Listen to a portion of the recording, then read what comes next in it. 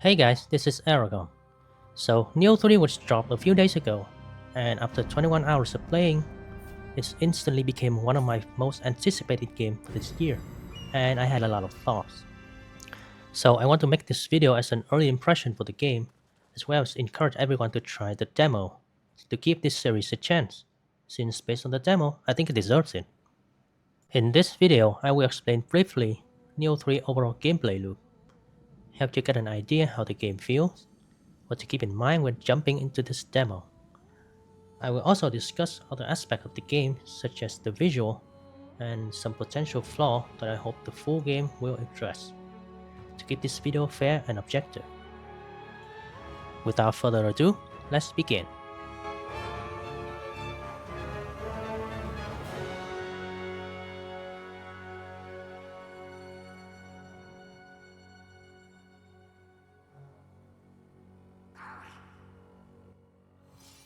First, I want to share a key factor that will help newcomers have a correct view about Nioh 3's combat. One of the most common mistakes I see new players make when playing Nioh series in general is trying the game expecting it to be a Souls-like, with Souls-like combat. In my opinion, Nioh is not a typical Souls-like. Yes, it has some similar elements like the checkpoint system, refillable healing items, stamina bar, dodging, blocking, and parrying. But the real combat in Nioh is much more than that. The core gameplay loop of Nioh is all around managing your own stamina, which is key in this game, while dealing damage and depleting enemies is key.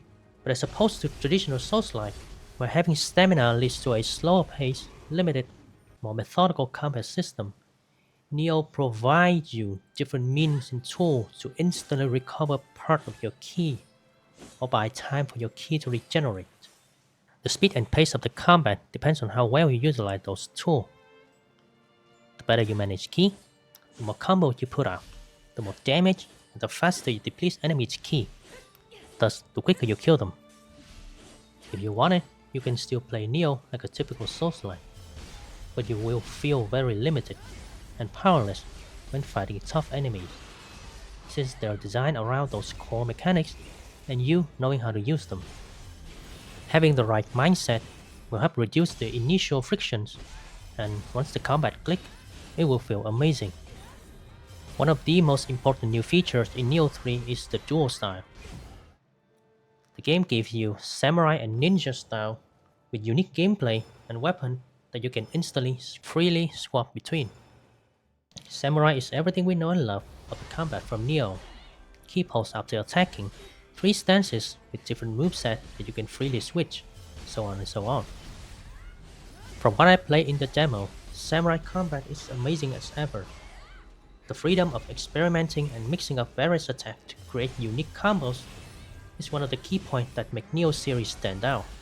Now whether it can reach the same depth as older games is still up in the air, since it's still a demo with limited progression, but in just a few days, the community have already created multiple flashy combos with different weapons, and it's a good sign. Ninja style, however, is a totally new feature that was added in Nioh 3. It doesn't share any mechanics from Samurai.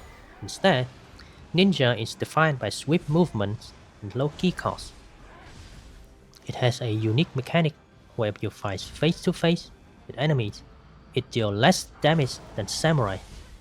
But if you attack behind them, however, you will deal much more damage, even more than Samurai.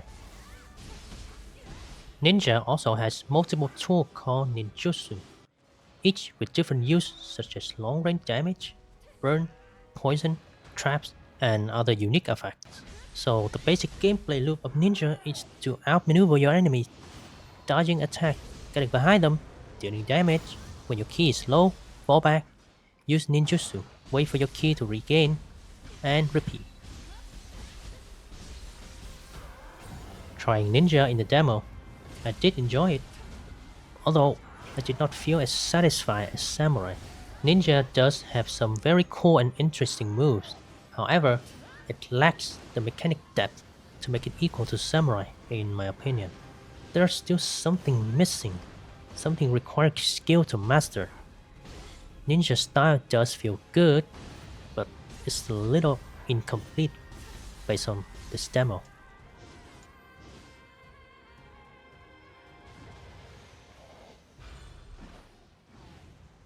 Another thing that was changed is the burst counter, now called burst break. In Nioh series, sometimes enemies do a powerful attack called burst attack, where they will glow in red before hitting you.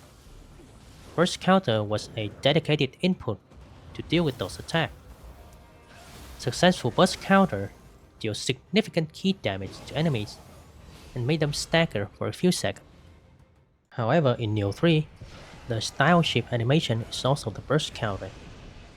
I think the devs initially wanted players to engage with both samurai and ninja, so they forced players to change style each time enemy uses burst attack. However, in this demo, they added an option to separate burst attack from style switch, which means you can freely choose to stay in the current style or not when doing burst counter. I think it's a good decision. Players should have freedom to play how they want, instead of being told what to do. The next major shift in Neo 3 is the open world. Instead of a linear mission structure, in Neo 3 you have a larger open map that you will make your own choice which direction you want to go, and each choice will lead to a different zone with side quests, different enemy types, and even hidden bosses.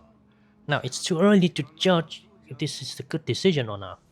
However, based on the demo, the devs did a pretty good job so far. One of the most important things of an open world game is creating a sense of curiosity. Players have fun when they actively want to go somewhere on their own, not to fill a checklist and not because the game says so. Take a look at Elden Ring open world design. Unless you're underground, everywhere you go, you always see that giant glowing earth tree.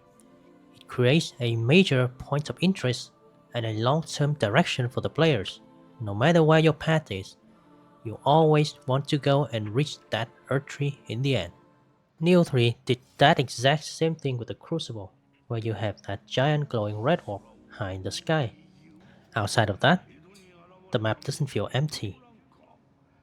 There are enough good side activities and hidden content that keep me engaged while having the Crucible as an overall long-term guide for progression. The only concern for me from the demo is the level balance. Enemies in Neo 3 have a fixed level and stat.